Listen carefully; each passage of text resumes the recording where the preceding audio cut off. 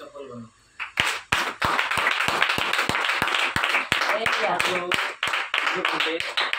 మరి సంఘాన్ని చూస్తూ ఉంటే నాకు చాలా సంతోషం అవుతుంది కదా. ఎంత ప్రయాసపడి ఉపవాసం ఉన్నారంటే కదా, వాళ్ళ విశ్వాసం ఎంత ఉందో, వాళ్ళ ప్రయాసం ఎంత ఉందో కదా, వాళ్ళ ప్రయాసము వ్యర్థం పోదు.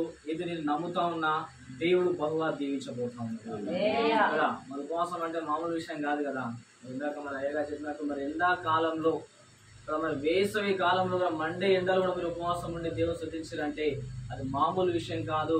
దేవుడు మీ జీవితంలో అద్భుతాలు ఆశ్చర్యాలు చేయబోతా ఉన్నారు. విశ్వాసం పెట్టి మీరు ఉపవాసం ఉన్నారు, అవునా కదా కదా. విశ్వాసం పెట్టి మీరు ఉపవాసం ఉన్నారు. విశ్వాసానికి సంబంధించినటువంటి ఒక చిన్న స్టోరీ చెప్పి నేను ముగిస్తాను కదా. 2 నిమిషాలు ఉంటారు, 2 నిమిషాలు 3 నిమిషాలు ఉంటుంది. విశ్వాసం సంబంధించినటువంటి కదా, ఒక చెరువులో ఒక భార్య చేప భర్త చేప 2 ఉన్నాయంట కదా. ఒక చెరువులో ఏమున్నాయి? భార్య చేప భర్త చేప. వాళ్ళు చాలా అంటే చాలా విశ్వాసపరులు. వాళ్ళిద్దరిలో భర్త చేప కంటే భార్య చేప ఇంకా విశ్వాసం. క్రమం తప్పకుండా మందిరానికి వెళ్తా ఉంటుంది ఆ భార్య చేప. క్రమం తప్పకుండా విశ్వాసం పెడతా ఉంటుంది ఆ భార్య చేప. క్రమం తప్పకుండా ఉపవాసం ఉంటా ఉంటుంది ఆ భార్య చేప కదా. భర్త చేప కొంచెం వెనుకంజ కదా. మామూలు లోకంలో మనం చూస్తూ ఉంటే విశ్వాసం ఎక్కువగా ఎవరికి కనిపిస్తూ ఉంటుంది అంటే సిస్టర్లకే కనిపిస్తూ ఉంటుంది కదా, స్త్రీలకే ఎక్కువ కనిపిస్తూ ఉంటుంది కదా. వాళ్ళు చేసినటువంటి విశ్వాసం ద్వారా, వాళ్ళు చేసినటువంటి ప్రార్థన ద్వారా వాళ్ళ కుటుంబంలో దేవుడు ఎన్నో కార్యాలు చేస్తూ ఉంటారు కదా. మరి ఆ యొక్క భార్య చేప విశ్వాసం పెడతా ఉంటది. ఆ మారుతున్నటువంటి కాలంలో ఏమైపోయింది? ఎండాకాలం వచ్చింది. ఎండాకాలం వచ్చినప్పుడు భర్త చేప అంటా ఉన్నాడు భార్య చేపతోని కదా, ఎండాకాలం వచ్చింది, నీళ్ళన్నీ నిండిపోతున్నాయి కదా, మన పరిస్థితి ఏంది?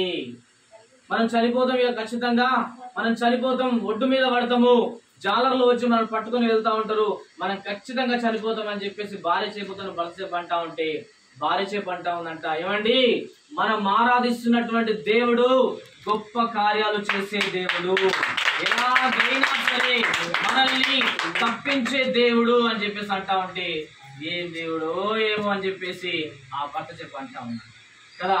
ఒక రోజు మరి నీళ్ళు ఇంకా ఎండిపోయినాయంట, జాలర్లు రానే వచ్చిందంట కదా. జాలం వచ్చిన తర్వాత భర్త చేప అంటా ఉన్నాడు కదా, అదిగో మనం అనుకున్నట్టుగానే జాలర్లు వచ్చిరు, ఏడు మీ దేవుడు, ఎక్కడ కాపాడుతాడు మీ దేవుడు అని చెప్పేసి అంటా ఉంటే ఆ భార్య ఇంకా విశ్వాసం పెడతా ఉందంట. వాళ్ళు కరెక్ట్ గా వల వేసినంట, జాలర్లు కరెక్ట్ గా వచ్చి ఆ 2 చేపల మీద పడ్డాయంట. ఆ వలలో చిక్కుకున్న తర్వాత ఆ భర్త చేప అంటా ఉన్నంట, ఏంది ఇదేనా నీ విశ్వాసం, ఇదే నీ ప్రార్థన, ఇదేనా నీ దేవుడు అని చెప్పేసి అంటా ఉంటే ఆ వలలో చిక్కుకొని కూడా భార్య చేప అంటా ఉందంట, నా దేవుడు కష్టాల నుంచి కూడా విడిపించే సమర్థుడు, నువ్వు విశ్వాసం పెట్టువండి, నా దేవుడు కార్యం చేస్తాడు అని చెప్పేసి అంటా ఉంటే ఏం కార్యమో ఏమో అని చెప్పేసి ఆ జాలడు కరెక్ట్ గా మార్కెట్ తీసుకెళ్లకుండా నేరుగా ఇంటికి తీసుకొని వచ్చిందంట.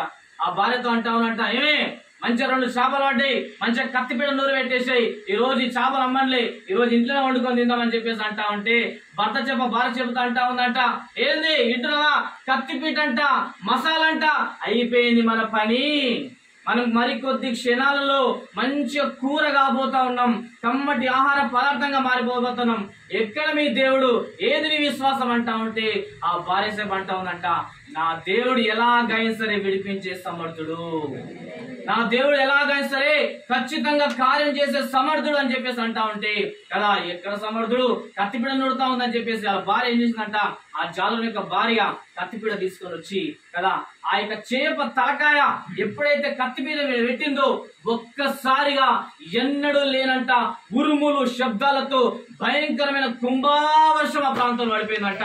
ఆ కుంభావర్షంలో 2 చేపలు కొట్టుకొని మహాసముద్రంలో కలిసాయంట. అప్పుడు అంటా ఉందంట, చూస్తున్నావా నా దేవుడు ఎంత గొప్ప దేవుడు.